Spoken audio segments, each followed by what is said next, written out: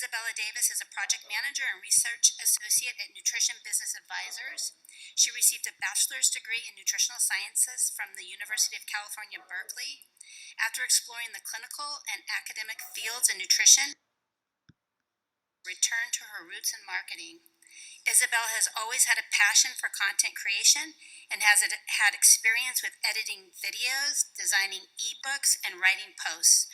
Her YouTube channel with over 20 million views has been retired so that she can focus on working with her clients at Nutrition Business Advisors, assisting them with innovation projects, marketing, and social media content. Please join me in welcoming Isabella Davis to the stand.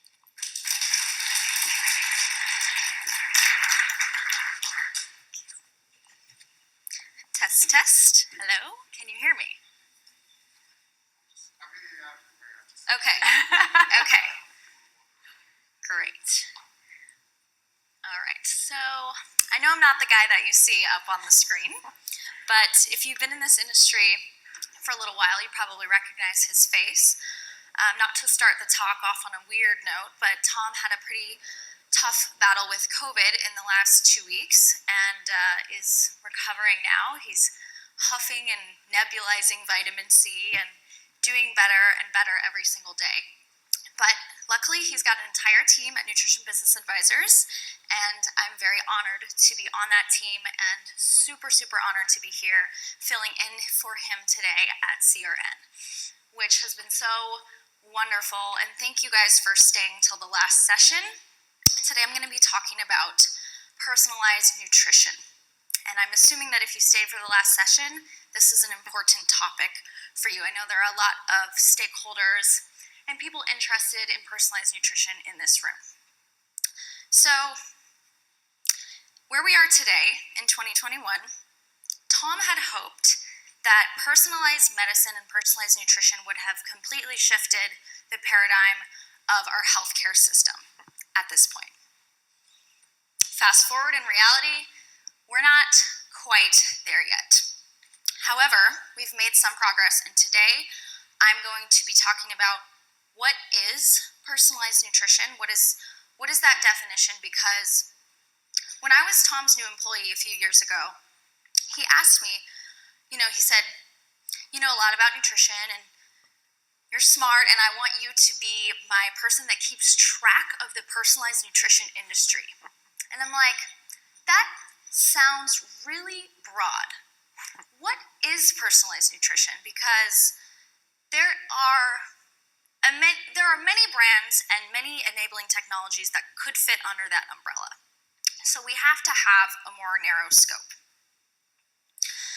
Today I'll be reviewing the official definition of personalized nutrition given by some organizations, our definition of personalized nutrition. Then I'll be giving some juicy data, lots of numbers about the size of the market.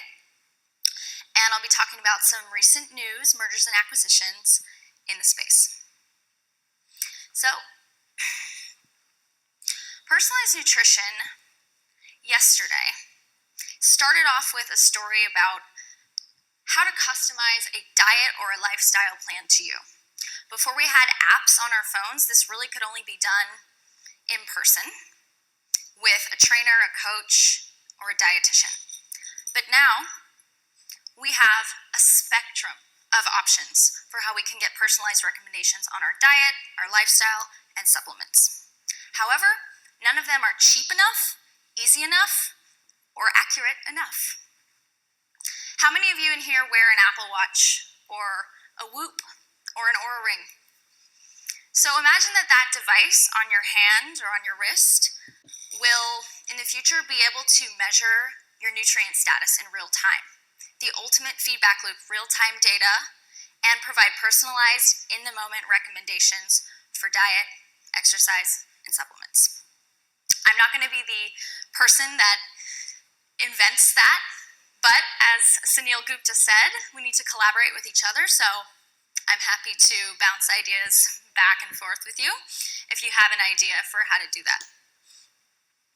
Official definitions of personalized nutrition, there's a pretty generic one from NIH involving genomics and more so treatment plans for disease.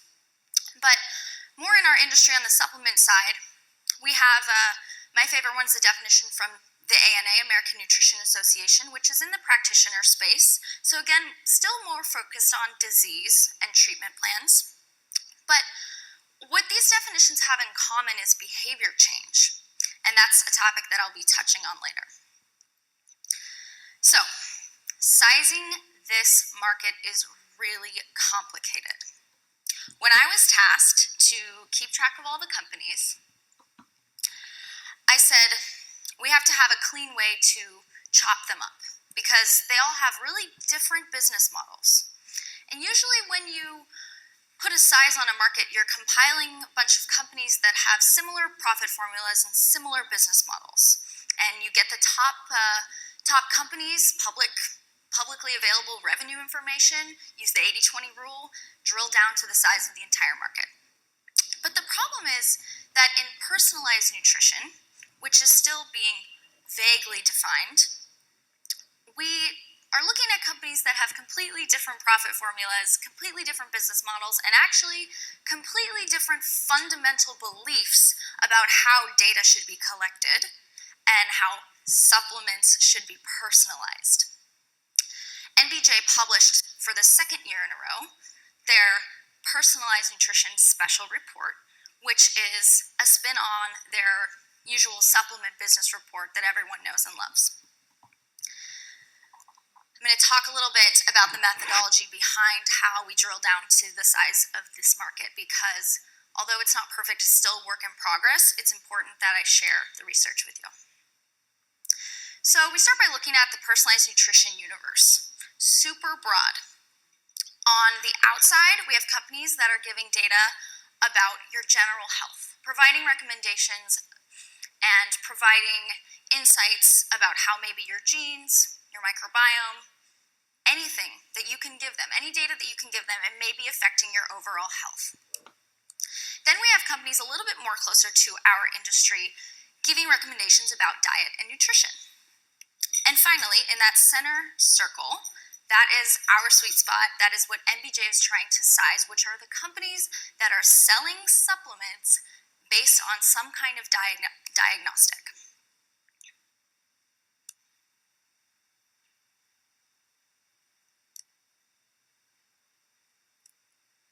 Okay, so I'm definitely not here to discuss the scientific validity of any of these inputs, but this is sort of the hierarchy we think of when we think of how actionable each one is, questionnaire being the most actionable at the bottom right now.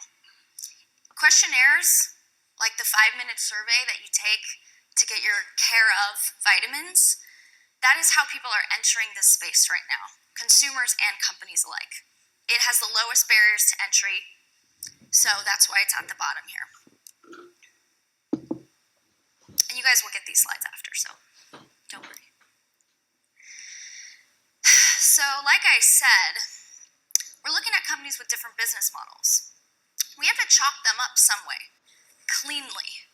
And what I realized is it can't be about what they're testing, because there's so many different things that they're testing for. But how they're testing, the method of collecting the data, is a pretty clean way to chop it up. And we decided that there are 4. So the first one of 4, the largest market share, is survey-based companies. I know there are people in here from Pharmavite, which recently launched Nourish. There's Caravan, Persona, large players, and also lots of small players constantly entering this space. Then we have microbiome companies. This comes from your poop. You got to take a stool sample and you send it in and they'll give you a profile of all the living organisms that you have in your body. And based off of that, they'll recommend supplements to take to either balance yourself or increase your immunity, so on and so forth. We have companies using the genome to provide personalized supplement recommendations.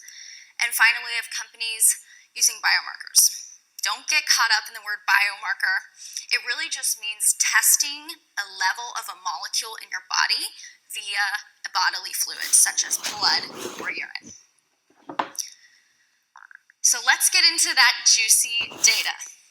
The first quadrant, the first bubble, survey-based companies. You see that pie chart? It's currently taking up 84% of the personalized supplement market. This is the largest sector and obviously what is driving growth right now. However, over time, the other sectors will steal market share from this one because the technology will get better for blood testing, for microbiome testing, for genetics. It's going to be half $500 million in 2021, roughly.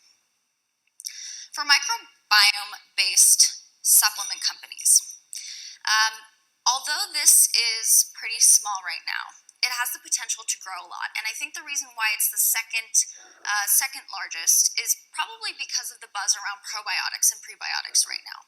So people are getting really curious of, what living organisms are inside of me and how might I take probiotics or prebiotics to balance that out. It's not just about digestive health or gut health. It can be about immunity, it can be about skin health, it can be about so many things. So this space, although small, is growing fast and has a ton of potential. For genetics, this is kind of the starting point for personalized supplements because it's pretty easy, pretty painless to take a swab of your saliva or take a piece of your hair and send it in. For the consumer, that's pretty easy. However, it is complicated and no company has really cracked the code of how to give supplements based off of your genetic data, or epigenetics for that matter.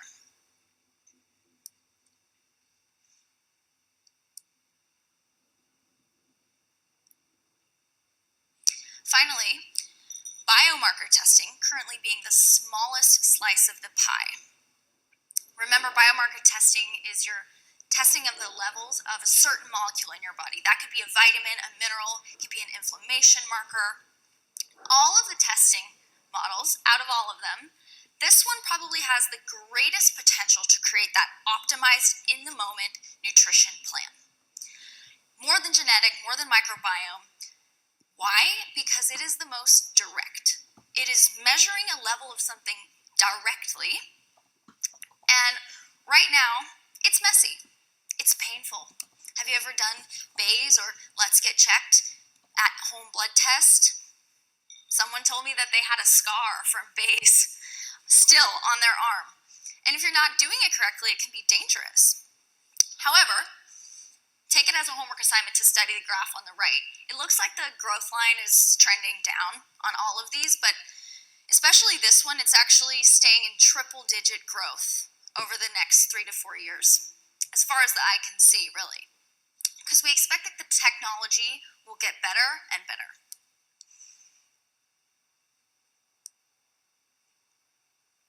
So, of the 4 testing types that I just spoke about, this is the graph where they are all combined into one. And this is what we, right now, although it's still work in progress, this is what we're calling the personalized nutrition supplement industry. Forbes mentioned NBJ this year in their 2021 Consumer Trends to Watch. They mentioned personalized nutrition as one of the 11 consumer trends to watch.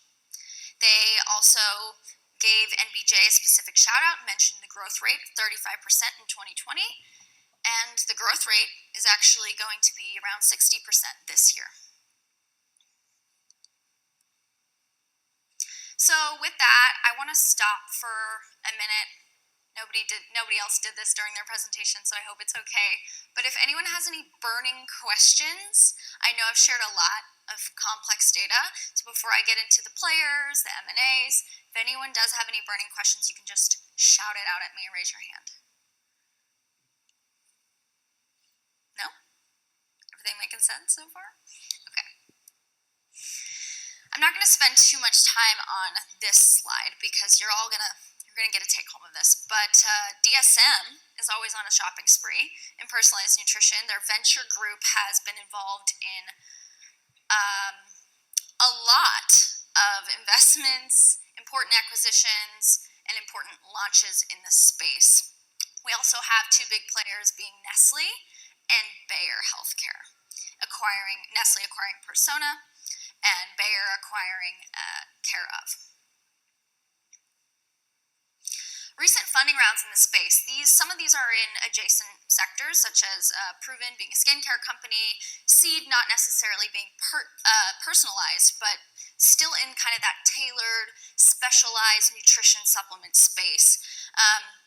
These funding rounds have gained media attention, and these companies will be using that media attention and, of course, using the funds to continue their innovation and make even better products and services. These have all happened in the last 6 months or so. So let's talk about what else has happened in the last 6 months. Since January 2021, we saw a company go bankrupt for insurance fraud. We saw DSM launch their very own personalized nutrition platform, which is currently still not up and running, but it is ready to go. They invested $100 million. We have Nature's Way acquiring Baze completely after they made an investment earlier on. We have Garmin becoming fully compatible with Inside Tracker. So your Garmin watch, if you use fitness trackers, can now be fully compatible with a company that tests your genetic, blood, so on and so forth, giving you supplement recommendations. Longevity is doing an epic clinical study on PCOS, and Longevity is Thorne's personalized nutrition subsidiary. Thorne Health Tech went public this year with an IPO of $126 million. We've got Biome, microbiome test kit company with supplements, making a deal with Nordstrom. Steve and I had a heated conversation of you're going to see this test kit in retail in 2022, and where are you going to see it? He thought maybe they'll tie it to beauty, it will be downstairs near the makeup counter. I think they'll tie it to fitness and put it upstairs near the athleisure. Concluding thoughts. I really do want to spend time answering Q&A, but overall I hope you've gathered from my slides that personalized nutrition industry is nowhere near mature. It's very, very much emerging. It's still sorting itself out, but it really is driven by a consumer need and a need in our healthcare system, as we had discussed on the panel before. We need a diagnostic solution beyond that questionnaire, beyond the Care of survey that takes 5 minutes, which is so cheap and easy and actionable, but we do need something more accurate. Right now, the technology is not ready, so that's sort of where we're going in the future, but if someone can crack that code, we'll reach a tipping point. The tipping point is when there's a unicorn company that comes up with a business model that is going to earn millions of customers. It's going to become mainstream instead of niche. And we think that tipping point is still at least 5 years away. The winner, this unicorn company or set of companies with a certain proven business model, will be able to solve this challenge behind motivation and behavior. So there's this behavior scientist that Tom loves out of Stanford who was a speaker at the MBJ Summit a few years ago. And he always loves to use this graph when it comes to personalized nutrition. Every year, Steve Mister does a bike trip for autism. I'm sure many of you have gotten his email of requesting a donation for when he does his bike trip. And not only does he write a lot about the charity in the email, so you become interested and motivated to donate, but also the button to donate is right there, very obvious. You click on it. It takes about 30 seconds between when you've clicked on it and when you're all done with the process and you've donated your $20. So guess what? If you're motivated enough and it's that easy, you'll do it. A company that will succeed and get across this action line will be in the lower right-hand corner. If you're up in the top, right there, you're only going to be capturing consumers that have extremely high motivation because your product or service is so difficult to do. Where you want to be is in the lower right-hand corner with a product or service that requires just enough motivation and is super easy and painless. So with that, I thank you so much for paying attention, so much for staying for the Personalized Nutrition Talk. If you have any questions, we are happy to answer them at any time. You can email Tom, you can email myself, and you will receive these slides. And I hope that you guys have a wonderful travel back and a great rest of your day.